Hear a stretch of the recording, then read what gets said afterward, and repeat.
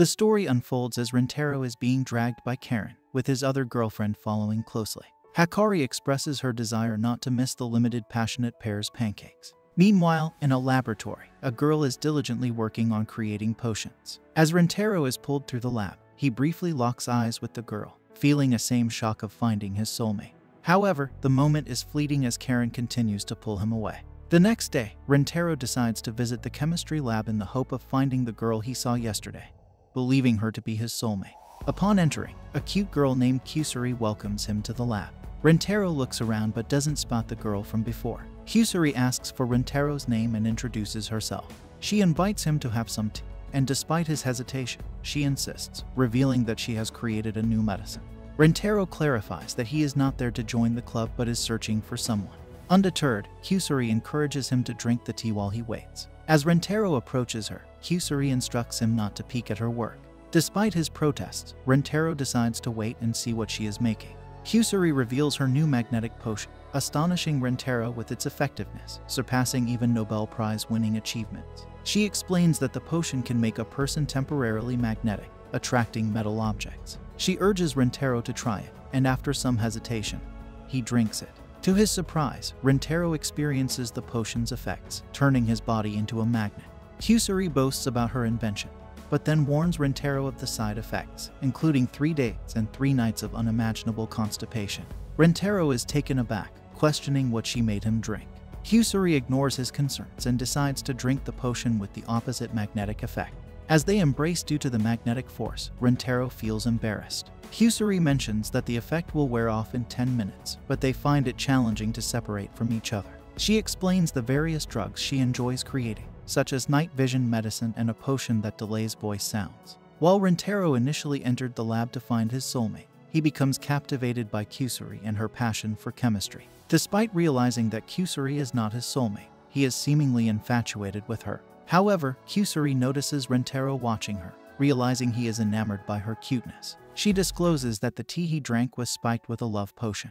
The girl then confesses her feelings, declaring that she fell in love with him at first sight and asks Rintaro to date her, confident that he cannot reject her due to the love potion. Rintaro, however, begins vomiting, causing the girl to become angry at what she perceives as rudeness after confessing her feelings. Rintaro clarifies that he finds it inappropriate to hear such things from someone who urinates while hugging him.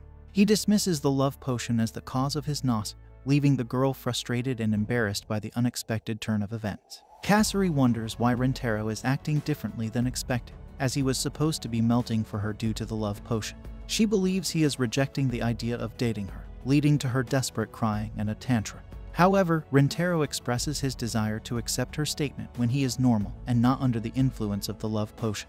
He falls to the floor, shaking, and Kasuri realizes he is experiencing an overdose of emotions. To cure him, she offers a medicine to neutralize the effects of the drug. However, Rintaro is unable to take it voluntarily as he is spinning like a Beyblade.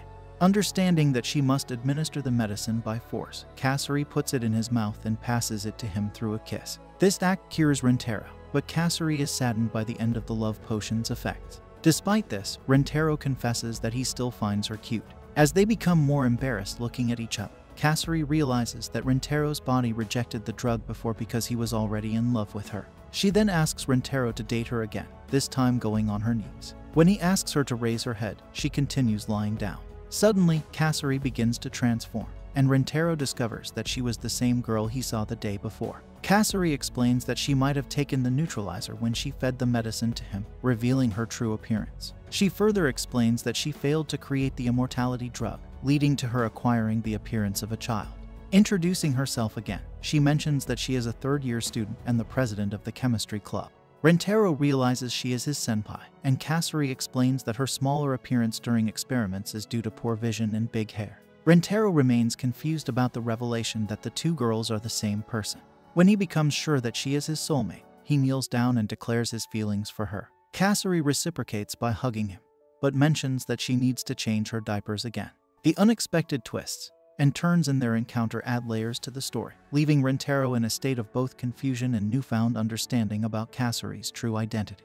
The scene changes, and Rintaro introduces Kasuri to his two girlfriends, Nano and Karen, asking if he can date her as well. Nano suggests that dating several companions at once is more efficient, but Rentaro clarifies that he's not doing it for efficiency. Karen urges Kasari to finish introducing herself, and Kasari reveals that she is an obsessive drug lover. Karen questions if she is a decent girl, and Rentaro explains that Kasari's appearance is influenced by a specific drug, and she is, in reality, a third-year student.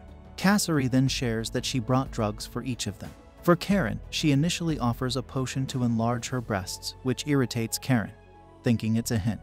Kasari changes the potion to make Karen stop being crazy, but Karen gets angry again. Changing it once more, Kasari suggests a medicine to make her more feminine.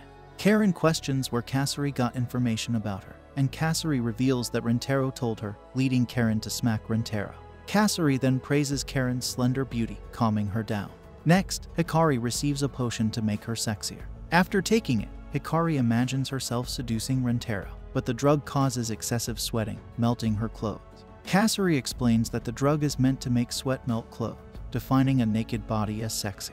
Rentaro lends her his clothes, and Hikari looks foolish while wearing them until she realizes the effect is only temporary. For the book lover, Shizuka, Kasari gives a potion that transforms her into a rabbit.